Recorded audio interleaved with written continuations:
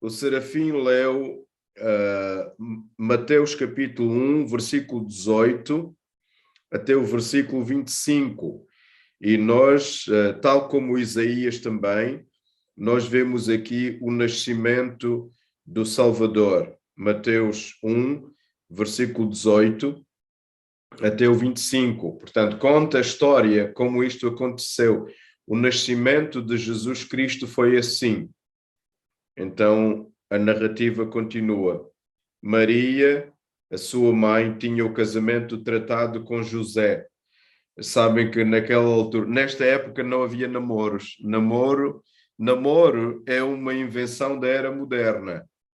Antigamente não existiam namoros, arranjavam-se casamentos.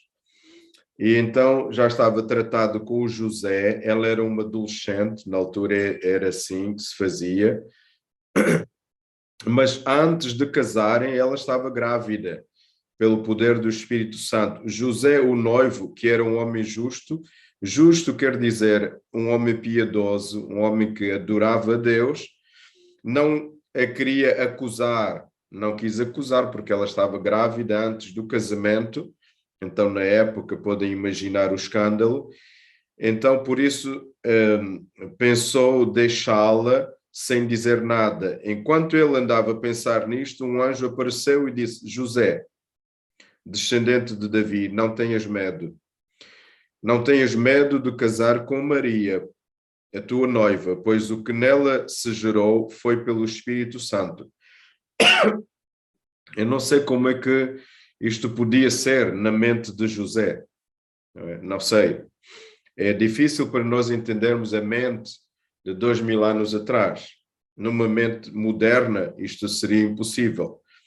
E o anjo continua, diz, ela dará à luz um filho e tu vais colocar o nome de Jesus, pois ele salvará o seu povo dos seus pecados. Agora notem o versículo, ela dará à luz, tu vais colocar o nome de Jesus, porque Jesus quer dizer Salvador. Ele salvará o seu povo dos seus pecados. Tudo isto aconteceu para cumprir o que o Senhor tinha dito pelo profeta. Qual profeta? Isaías disse isso. Também, a virgem ficará grávida e dará à luz um filho que se há de chamar Emanuel. Então agora temos outro nome, tem dois nomes. Eu podia dizer que tem três nomes, não é? Jesus, Cristo é outro nome e Emanuel. Emanuel está aqui explicado, quer dizer Deus conosco. Jesus está explicado também, quer dizer o Salvador. Quando José acordou, fez como o anjo lhe disse. Recebeu Maria, portanto não a abandonou, sem terem tido relações conjugais. Maria deu à luz o menino, a quem José pôs o nome de Jesus. É sempre interessante que a profecia diz que ele será chamado Emanuel, mas foi chamado Jesus também. Então, nós estamos nesta quadra festiva e vamos tentar desvendar, ou pelo menos falar um pouco sobre a encarnação de Cristo. Já sabem que é comum na época do Natal nós falarmos do menino, o menino Jesus. Existe até o presépio e tudo mais sobre a volta do menino Jesus. Mas quando nós lemos as Escrituras com um pouco mais de maturidade, nós percebemos que nós, nesta quadra, não celebramos menino algum. Nós celebramos o Jesus, o Cristo e o Emanuel. Portanto, nós celebramos o Deus que é encarnado, porque ele não é menino. Menino foi a forma como ele próprio, sendo Deus, encontrou para chegar até nós, porque não podia chegar como Adão. Adão nunca foi menino, foi um homem feito. Eva também não foi menina, foi adulta, logo, mas são fenómenos. Jesus tinha que vir de uma forma natural, como menino, mas ele não era menino, porque ele é Deus. Nós precisamos de aproveitar o momento da quadra festiva para recebermos Deus em nossa vida. Deus pode ser recebido sempre. esse tal que nós achamos que é o menino, ele pode ser recebido sempre e pode ser recebido todos os dias. Nesta história, ou nesta narrativa, nestes versículos revelam duas verdades. Eles informam como o Senhor Jesus assumiu a nossa natureza ao tornar-se homem. Portanto, isto aconteceu através de Maria, porque ele é filho de Maria, é filho de uma mulher, então ele é humano nesse sentido. Mas são assuntos, são mistérios tão profundos que não há sondagem que possa medir isso, porque ao mesmo tempo Maria era humana, Jesus é humano, mas ele é nascido do Espírito Santo, ele é Deus, ele é divino ao mesmo tempo.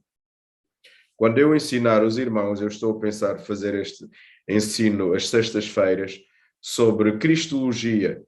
Jesus, Deus, homem. Ele não é 50% homem, não é 50% Deus. Ele é Deus e homem ao mesmo tempo, na plenitude. E nós vemos isto nestes versículos. Nós não sabemos explicar porque a nossa razão é muito débil. Cognitivamente, nós não entendemos isto, como é que uma virgem pode dar à luz alguém sem ajuda de outro homem e sendo de forma espiritual. São verdades que nenhuma mente humana é abrangente o suficiente para entender. Por isso nós só aceitamos pela fé. E muita coisa na vida nós aceitamos pela fé. Nós temos que crer e contentarmos-nos com reverência, sem especular. É um assunto que não nos convém especular sobre estas questões que não somos capazes de entender. Como é que Jesus é homem e é Deus ao mesmo tempo? E ele não é o menino. Para nós que somos crentes, para nós é suficiente saber que para aquele que criou o mundo nada é impossível. Então eu creio que Deus veio em Jesus Cristo. Deus veio em Emmanuel. Então nós temos aqui estes dois nomes. Jesus Cristo foi concebido pelo Espírito Santo e nasceu da Virgem Maria. Quero partilhar convosco sobre os dois nomes, os nomes que são dados e estão nesta passagem. O primeiro nome é Jesus, o segundo nome é Emmanuel.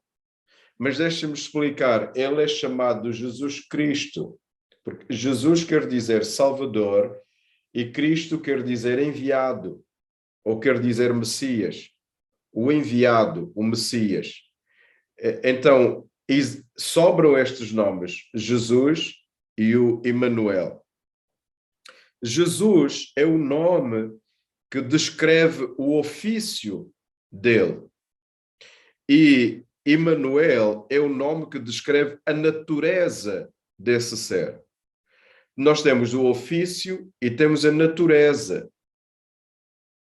Então, o primeiro nome que descreve o ofício quer dizer Salvador. O que é que ele é? Ele é Salvador. Ele é Salvador de todos aqueles que querem ser salvos.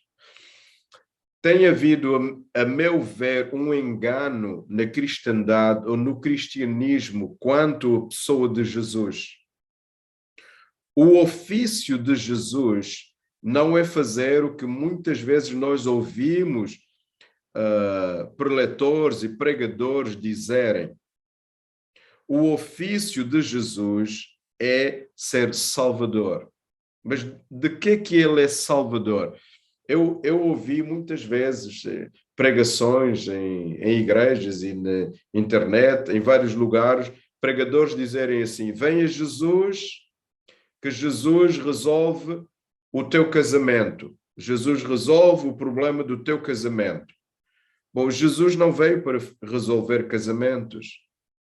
Venha Jesus, que Jesus resolve o teu problema de falta de emprego. Ou qualquer outra coisa. Nós ouvimos muito isso. Eu cresci a ouvir assim. Jesus veio para resolver muitos problemas. Não, o nome Jesus, como nós lemos, quer dizer que ele é o Salvador, mas não é Salvador de casamentos, não é Salvador de desempregados, não é Salvador de doentes fisicamente. Jesus é o Salvador daqueles que estão perdidos espiritualmente. É isso que ele veio fazer. Essa é a mensagem de Natal. Por isso, muitas mensagens que são prometidas em nome de Jesus, do Salvador, não são bíblicas. Eis a razão pela qual, às vezes, quando cristãos ficam doentes, olha, eu ia viajar amanhã ao meio-dia e o resultado do meu teste diz que eu estou doente, que eu tenho Covid-19. Mas eu sou crente em Jesus, eu sou salvo em Jesus, mas ainda tenho Covid. Portanto, Jesus não me veio salvar do Covid. Há crentes que morrem de Covid. Há crentes que têm dor de cabeça, ficam desempregados, morrem de acidente. Há crentes que se divorciam. Então, o que é que Jesus veio fazer? Jesus não veio salvar os doentes do Covid. Não veio. Nós podemos e devemos orar pelos doentes do Covid. Mas a função de Jesus, o ofício de Jesus, ele veio salvar os perdidos espiritualmente. Porque o homem é um ser perdido espiritualmente. O homem perdeu-se espiritualmente. E Jesus é Deus, ele é o Criador. Ele veio para restabelecer a harmonia novamente entre o homem e o Criador. Algo espiritual.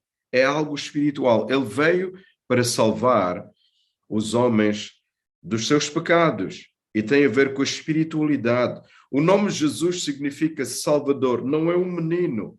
Ele é o Salvador que nasceu, mas ele é um menino. É o mesmo nome que no Velho Testamento é Josué. Josué é o Joshua. Yeshua. Esse é o nome que é traduzido na língua portuguesa Jesus, ou Jesus em inglês. Foi dado esse nome ao nosso Senhor porque ele salvará o seu povo dos seus pecados. Foi isto que o Serafim leu.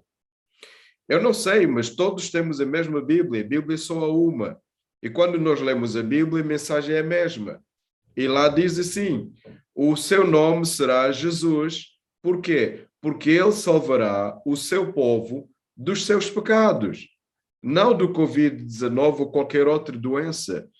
Mas o que mais ouvimos nas igrejas é que Jesus veio para fazer coisas a que ele nunca se propôs fazer. E o que acontece muitas vezes? Quando não acontece aquilo que se prega que Jesus veio fazer e não veio fazer, as pessoas caem no ceticismo. Diz, oh pastor, eu já orei, e Jesus não fez. Sim, ele não veio para fazer isso. Ele veio para salvar o seu povo dos seus pecados. E nós precisamos de cuidar dessa parte, é a parte espiritual. Este é o ofício. Ele nos salva da culpa, do pecado, levando a culpa.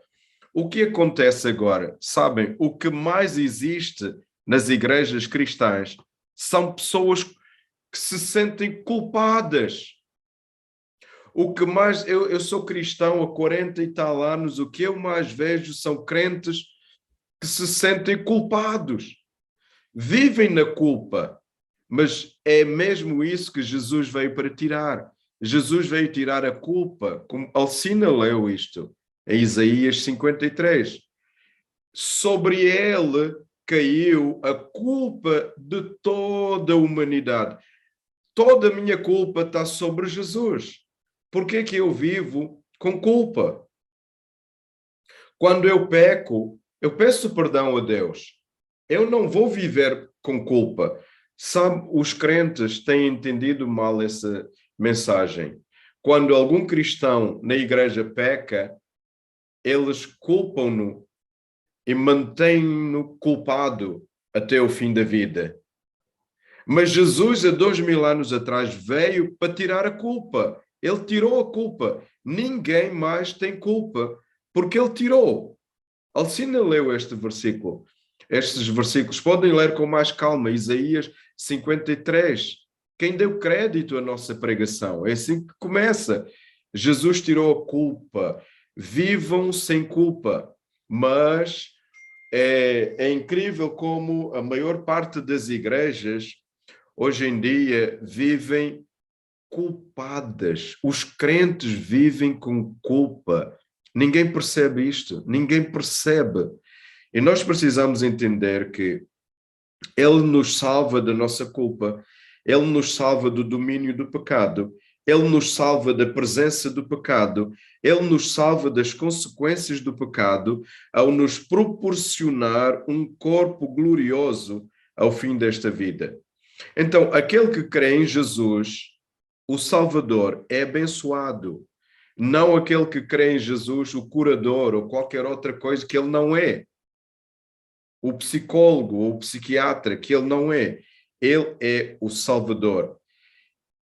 Jesus não nos salva das tristezas. Ele não nos salva das tribulações.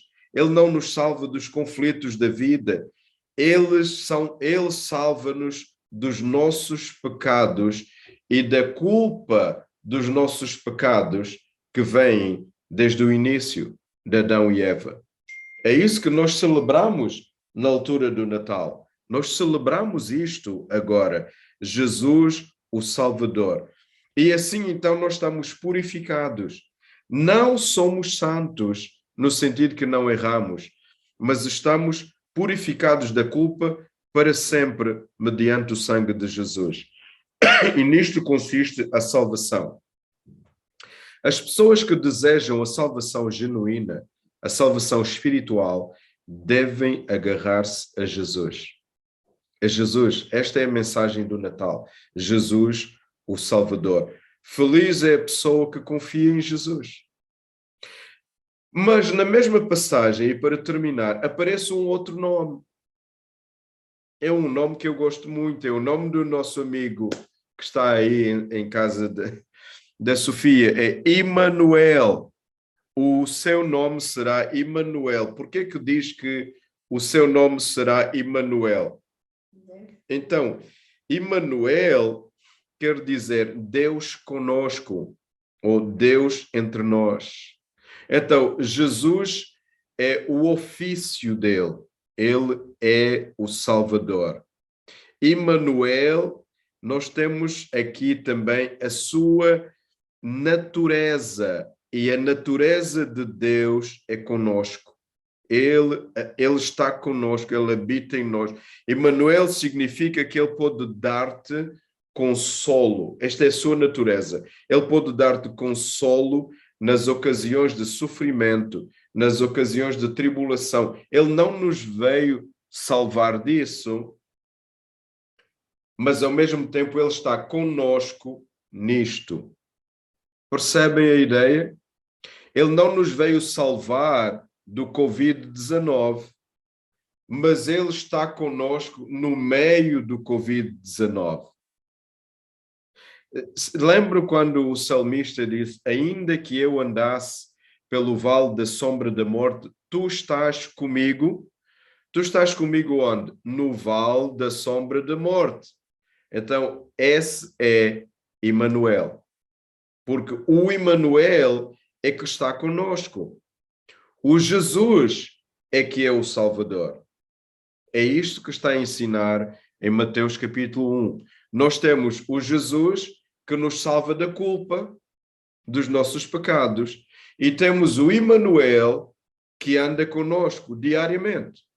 Ele habita conosco nas nossas tribulações, nas nossas fraquezas, nas nossas tentações. Quando nós somos tentados, o Emanuel está conosco. Quando nós somos tentados, Deus está conosco. Quando passamos fome, Ele está conosco. Quando choramos, Ele está conosco. Quando sentimos dor, Ele está conosco. Porque Ele é Deus conosco. E nós precisamos de confiar nele. Nós confiamos em Jesus, no seu ofício, como o Salvador e aquele que leva a nossa culpa. E nós confiamos no Emmanuel, aquele que está conosco quando nós passamos pelos problemas e aflições da vida. Ele nunca nos abandona. O nome dele é Deus contigo, ou Deus comigo, ou Deus entre nós. Esta é uma das mensagens mais lindas da quadra festiva do Natal. Que Deus nos abençoe.